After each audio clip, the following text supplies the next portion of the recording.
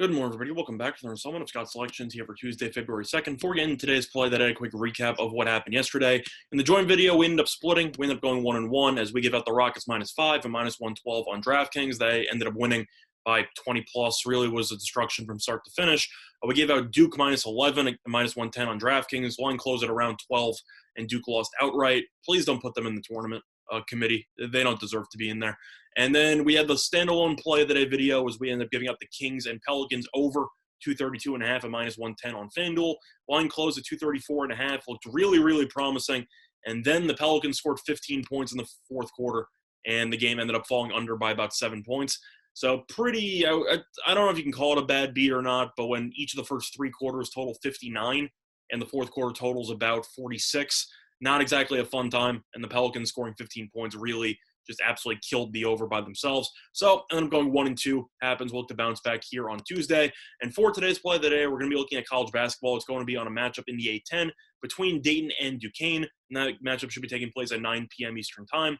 And for this matchup here, we're going to be taking the road team here in Dayton, -1.5, which is available on DraftKings at -110. Time recording of 9:11 a.m. Eastern time. Now, a couple reasons why I like Dayton in this spot. First of all, there has been some line movement in this game already.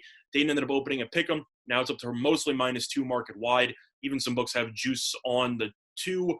I know FanDuel had 2.5 already, but you still have DraftKings that is offering -1.5, so I'll take the free point or half point of value there for no additional juice. Now, looking at both teams, Dayton's been the better team so far this season as it is 10-4, 6-3 in conference play, while Duquesne is 6-6 and 5-5 in conference play. Now, looking at the actual measurables and the metrics for these teams, Dayton has been the much better offensive team.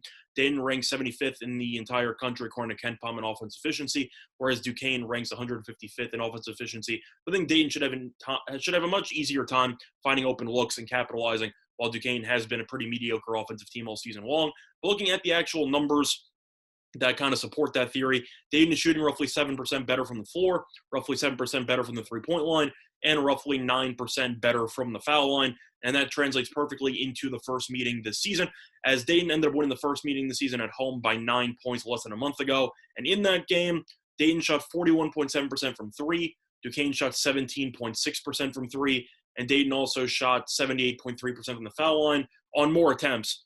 And Duquesne shot 47.1% from the foul line. So Dayton just dominated the three-point line and was also able to capitalize more at the line. And I don't really think that home court is going to change much of the fact that Duquesne is just a terrible free-throw shooting team, if you just want to break it down. There's a reason why Duquesne's 500, and it leaves a ton of points available as it just can't capitalize at the foul line on a regular basis. And that is important, but it also is worth mentioning that they might not have as many opportunities at the foul line as Dayton, which was the case in the first game, which should happen again in this one, because Dayton is one of the best teams in the entire country in defending without fouling, as Dayton ranks 11th in the entire country in fouls per game, and Duquesne ranks 168th. So I think Dayton should be able to capitalize at the foul line, get a couple more chances, get into the bonus with, maybe 7 minutes left in the half, or in the first half, second half, whatever you want to call it. And I think Duquesne is going to struggle to actually get into the bonus because Dayton is so good at fouling, or so good at defending without fouling. And if you want to look at everything else, though, Dayton's just a better team.